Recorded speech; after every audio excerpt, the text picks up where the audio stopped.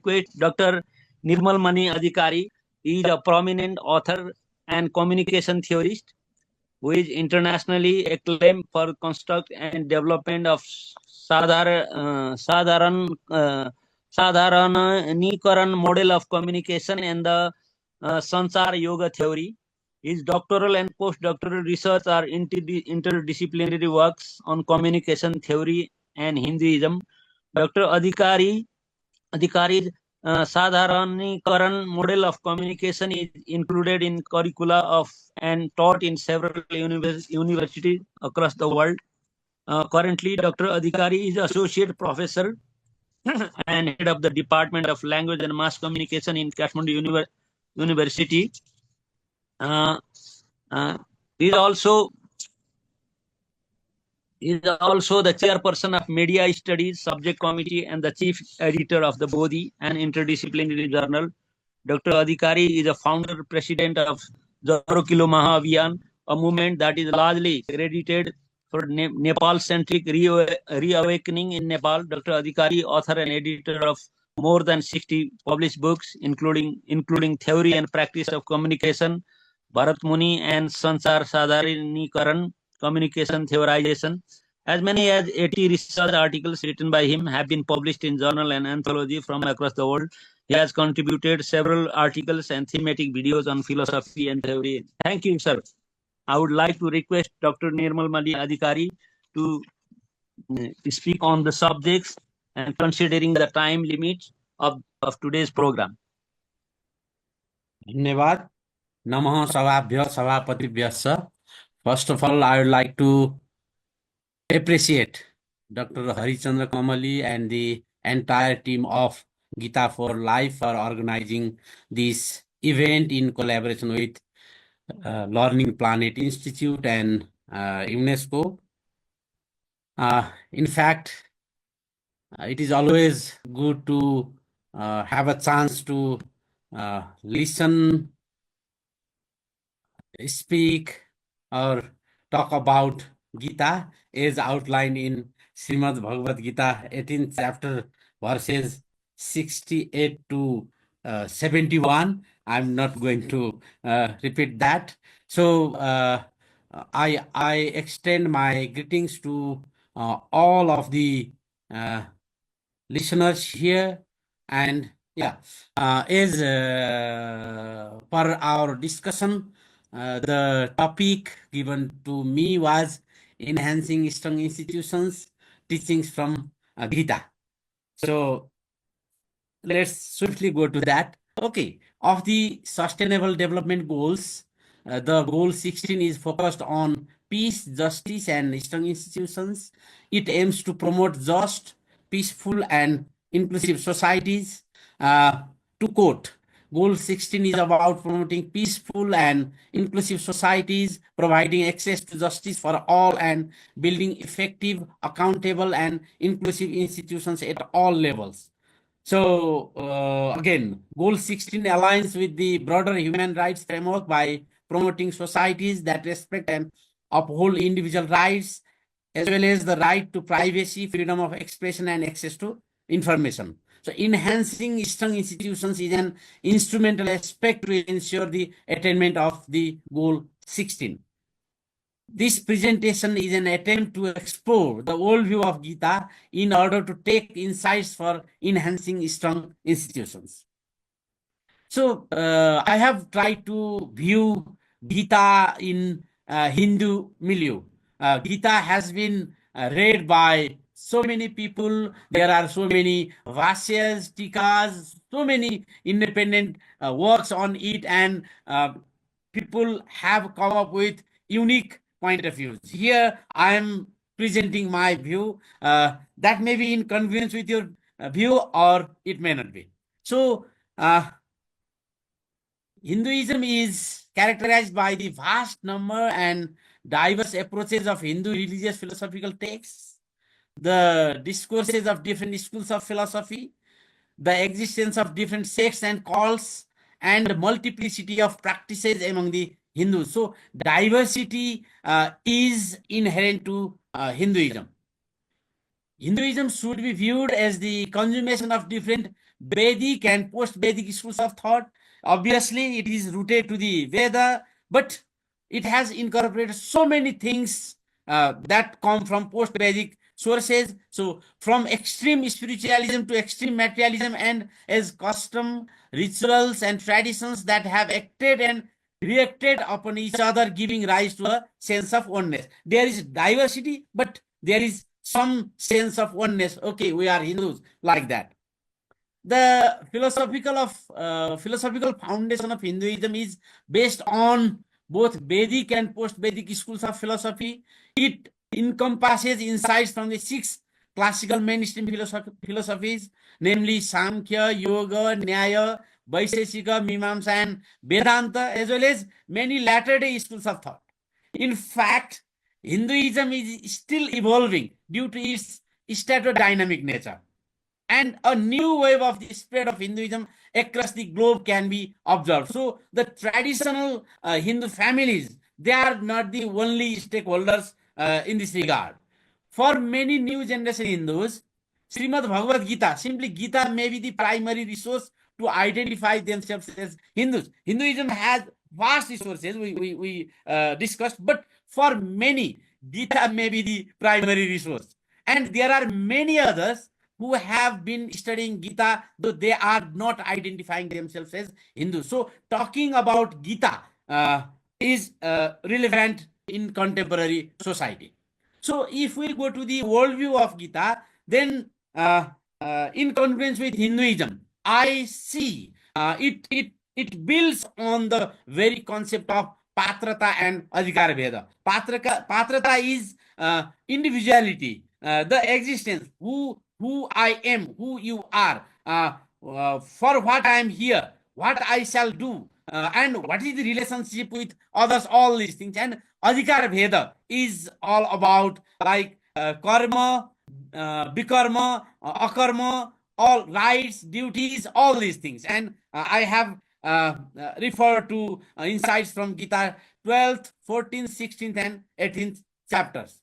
And there is the background of Varna and Ashrama. The very meaning of Varna and Ashrama may be different for different people. It may vary across the time, but no one can deny that Gita has its foundation on the very concept of Varna and Ashrama. Gita chapter 4 verse 13, chapter 18 verses 41 to 45, and others are relevant in this regard. So, and very interestingly, Gita talks about the blood relation and mantra relation. And we can take insights from Gita first and second chapters, and it emphasizes on the mantra relation.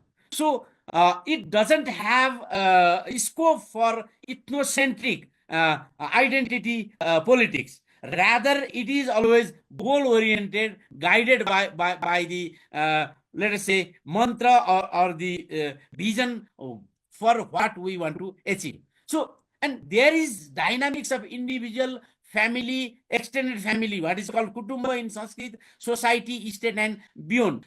It may not discuss these entities just like Kautilya Arthashastra, but we can infer the insights for all these aspects as well. So, and karma, bikarma, and akarma in a continuum.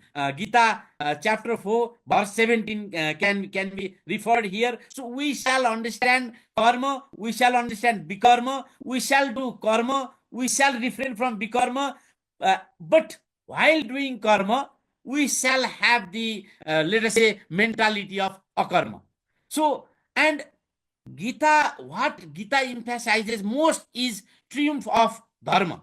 All in a way, all of the Gita, not only Gita, the whole of Mahabharata, and if we generalize, the whole of Vedic system is in fact for the triumph of dharma. And for the triumph of dharma, we shall do karma according to Swadharma. So there is concept of Sadharana dharma, there is concept of Vishesh dharma, and in essence, one shall understand the very concept of Swadharma and abide by it.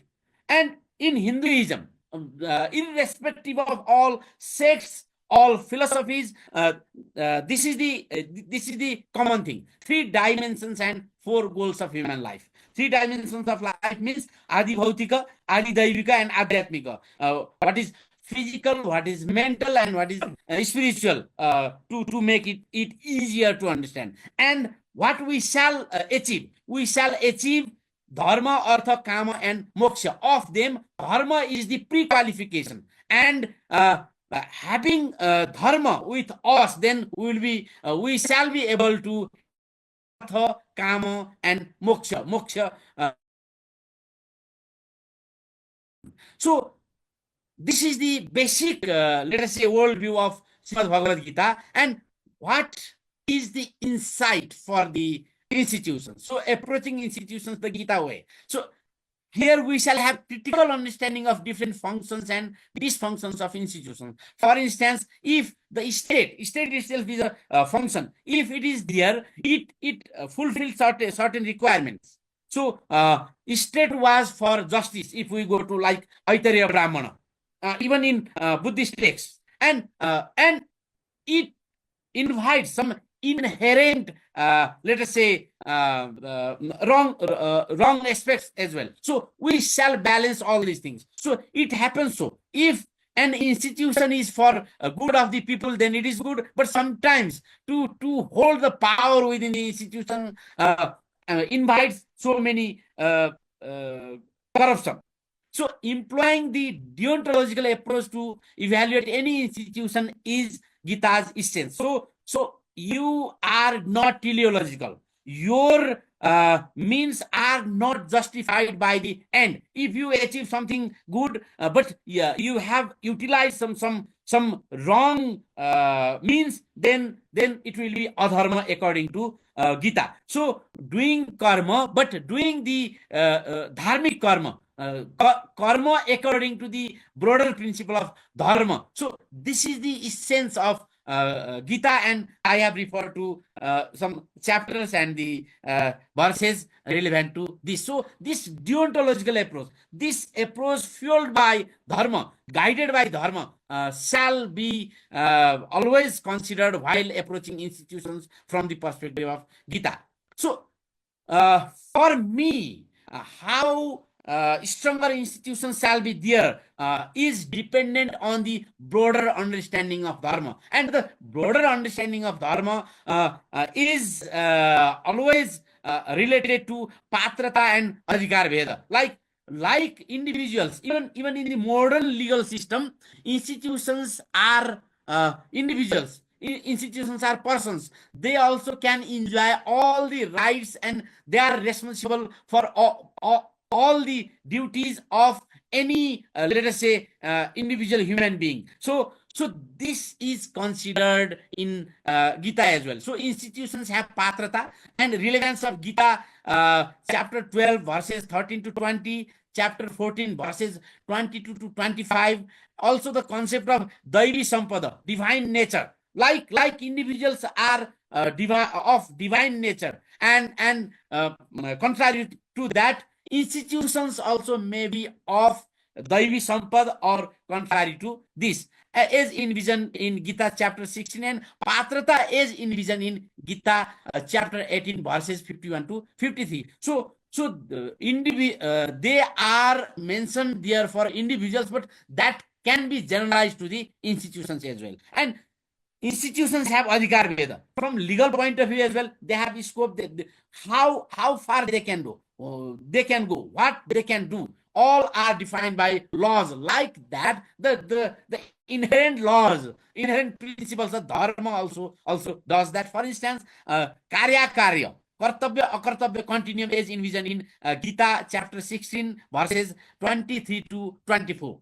So institutions also have rights and duties from legal point of view, from the point of view of the dharma as well. So Gita's notion of karma yoga, with special reference to Gita chapter 2 verse 47, followed by insights from chapters 3 to 5, and emphasis on Gita chapter 18 verses 45 to 48. So to save time, I haven't gone to the verses in detail. I have just referred to them. So institutions shall be facilitator to individuals for the attainment of the Purusartha Chatushtaya. So if institutions are there, they shall be facilitating, they shall be helping, they shall make conducive environment to the individuals for the attainment of Purusartha Chatushtaya. If institutions hinder that process, then they are worthless, or even they are evil, and they shall be erased, they shall be dismantled. So institutions as an agency of yajna is envisioned in Gita 3rd chapter. Everything from the Gita perspective, in a way we can say from the point of view of Vedic Hinduism, everything we do or we shall do is a yajna. And what institutions do, they also shall view that as their yajna. And individual's ultimate goal is envisioned in Gita 18th chapter. So when we reach to Gita 18th chapter, so that moksha is the ultimate goal. And obviously, avidyam mritim kripta vidyamritam asnute. So artha kama shall be there, and in continuum, moksha shall be the ultimate goal. So for me, as a communication theorist, the most essential verses from Gita are these. So all are let us say foundation for these. So Krishna says, "Itite jnanam akyatam guhyat guhyataram maya bimrisya etat asesena etha ichesi tatha kuru." I have told you everything. I have let you know everything. You have experienced so many things. Now you are to decide what you are going to do. And what Arjuna says, Nashto moha smritir labda tot prasadan maya chuta istitosmi gata sandeha karisye vatanam tava. Now I have attained the patrata. Now I am free from all limitations. And what you are telling, what is your ultimate message that I will do? And what is that ultimate message? So for institutions, enhancing strong institutions requires pertinent understanding of and functioning of dharma, patrata, adhikar bheda, and karma yoga. So the field of application may be different for a yogi doing meditation, and for a manager, let us say, managing things for the institution. The immediate works done by a teacher and a CEO of let us say a multinational company may be different. But if we go to the principle, all of them shall abide by dharma, they shall understand patrata, they shall understand adhikar veda, and they shall work accordingly. So institutions' strength is enhanced by the fulfillment of its swadharma. So for me, the ultimate education that Krishna said, I have told you everything. Now you can do whatever you want, is swadharma. And since Arjuna now he thinks he has understood Swadharma, and that is why he says, okay, you have taught me Swadharma, and I will abide by this. And institutions shall know for what they are instituted, what are the objectives, to whom they are going to serve, and for what goal. And that is Swadharma for them. So enhancing stronger institutions is based on their understanding and proper functioning of Swadharma according to Gita. This is what I wanted to share with you. Thank you. Namaskar.